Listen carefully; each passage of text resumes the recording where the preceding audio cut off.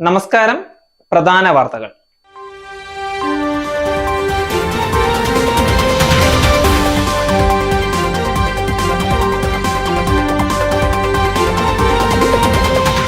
അതിഥി തൊഴിലാളികൾക്കുള്ള ആദ്യ help desk ശ്രീകാര്യത്ത്.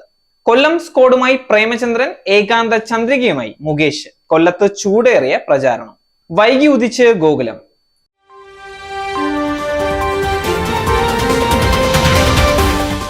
വാർത്തകൾ വിശദമായി.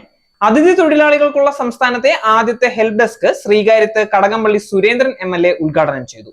തൊഴിൽ ചെയ്യുന്നതിനായി ഇതര സംസ്ഥാനങ്ങളിൽ നിന്നും കേരളത്തിലെത്തിയ അതിഥി തൊഴിലാളികൾക്കായിട്ടാണ് ശ്രീകാര്യത്ത് ഹെൽപ്പ് ഡെസ്ക് ആരംഭിച്ചത്. സാക്ഷരതാ മിഷൻ നടത്തുന്ന ചങ്ങാതി പദ്ധതിയുടെ ഭാഗമായ ഹെൽപ്പ് ഡെസ്കിൽ തൊഴിലാളികൾക്ക് ആവശ്യമായ സേവനങ്ങൾ ഉറപ്പാക്കും.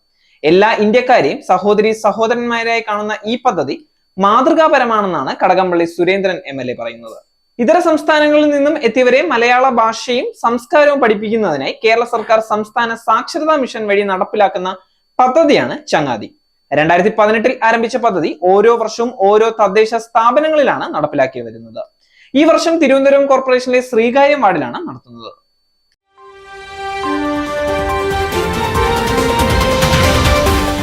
സോഷ്യൽ മീഡിയയിൽ ശ്രദ്ധ നേടിയ പ്രേമലു തെരഞ്ഞെടുപ്പ് പോസ്റ്ററിന് പിന്നാലെ വീണ്ടും വ്യത്യസ്ത പോസ്റ്റർ ഇറക്കി കൊല്ലത്തെ UDF സ്ഥാനാർത്ഥി NK പ്രേമചന്ദ്രൻ. ഇതും RSP നേതാവും നിർമ്മാതാവുമായ ഷിബു ബേബി ജോൺ തന്നെയാണ് ഔദ്യോഗിക ഫേസ്ബുക്കിൽ പങ്കുവച്ചത്.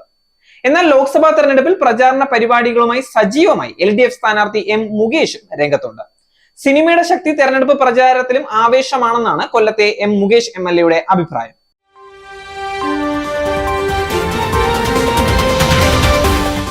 ഐ ലീഗ് ഫുട്ബോളിൽ 2 തോൽവിക്കും 1 സമനിലയ്ക്കും ശേഷം ഗോകുലം കേരള FC വീണ്ടും വിജയവഴിയിൽ. മിസോറാം ക്ലബായ ഐസ്വാൾ FCയെ 4-3 പരാജയപ്പെടുത്തി. സെർബിയൻ സ്ട്രൈക്കർ മറ്റിയ ബാവോവിച്ചിന്റെ ഇരട്ട ഗോളിന്റെ കരുത്തിലാണ് ജയം. സെർബിയൻ താരം നിക്കോളാസ് സ്റ്റാവനോവിച്ച്, സ്പാനിഷ് താരം P2 വിയേര എന്നിവരും വലകുലുക്കി.